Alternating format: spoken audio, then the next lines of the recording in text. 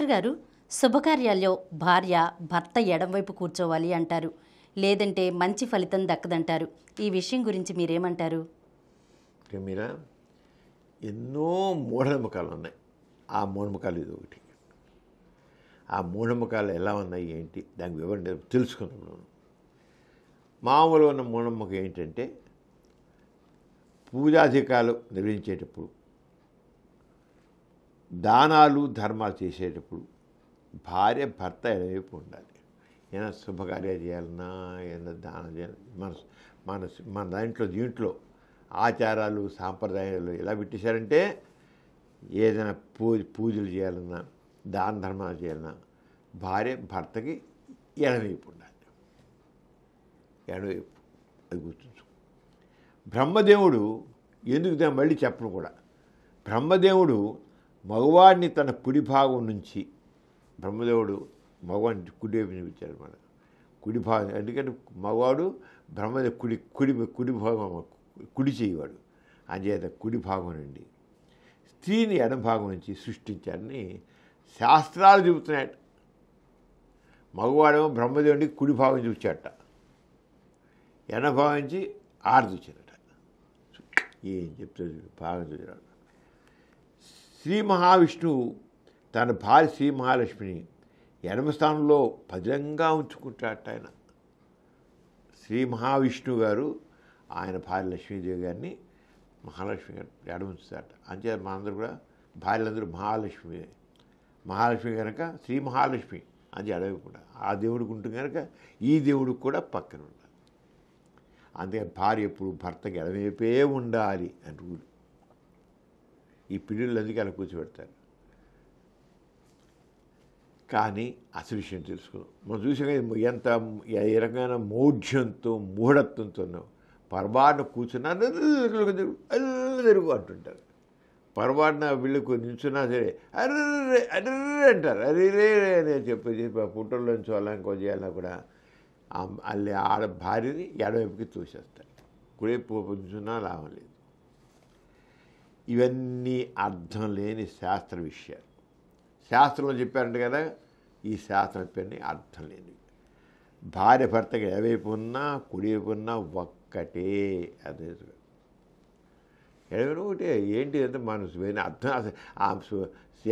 వీడు శ్రీ మహావిష్ణువు ఉన్నాడా? ఏం లేదు, అంత కల్పన. అలాగే శ్రీ మహాలక్ష్మి ఉందా? కల్పన పాత్రలు అవి. ఆ కల్పన పాత్రలకి మహత్యం అంటగట్టి, గొప్పదనాగా అంటగట్టి చివరికి మనం కూడా దానికి మూర్ఖత్వం పరాకాష్ఠ అంతే.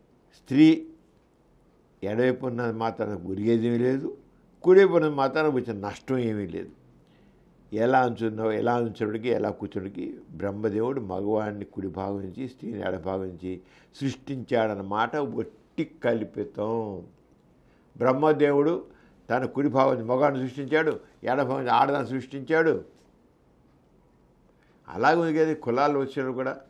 బ్రహ్మదేవుడు ఇక్కడి మెదడులోంచి బ్రాహ్మణుడు పుట్టాడట, భుజం నుంచి క్షత్రియుడు పుట్టాడట. ఈ కింద నుంచి ఇక్కడి పొట్ట నుంచి వైశ్యుడు పుట్టాడు. కాళ్ళ కింద నుంచి ఎవడు పుట్టాడు? దళితుడు పుట్టాడట. ఎంత అంటే వాడు ఎంత కించపత్రం. కాళ్ళ అడుగు భావించి పంచముడు పుట్టాడు. ఇది మనస. ఎంత మనిషిని హీనపరిచేవి. బ్రాహ్మణుడు ఇక్కడి నుంచి పుట్టాట. ఎవడు పుట్టాలన్నా స్త్రీ గర్భాశయం నుంచి పుట్టాల్సిందే. అది అబ్బాయి కావచ్చు, అమ్మాయి కావచ్చు, ఏ కులవాడు కావచ్చు, ఎవడు పుట్టినా స్త్రీ గర్భాశయం నుంచే బయటికి రావాల్సిందే. ఈరోజు సిజేరి కడుపు కోసి బయట తీస్తున్నారు. ఇంకా కింద నుంచి కూడా కాదు, విజయనగరం నుంచి కూడా కాదు. అంటే అసలు ఎంత మూఢత్వంతో అసలు మన భావాలు ఉన్నాయో అర్థమవుతుంది. ఈ రంగా కల్పిత పాత్రల్ని అడ్డం పెట్టుకుని పనికి మాలిన నిబంధనల్ని ఏర్పాటు చేయడం, వాటి పాటించకపోతే ఏదో తప్పు జరిగిపోతుందని భయపడడం అర్థం లేదు.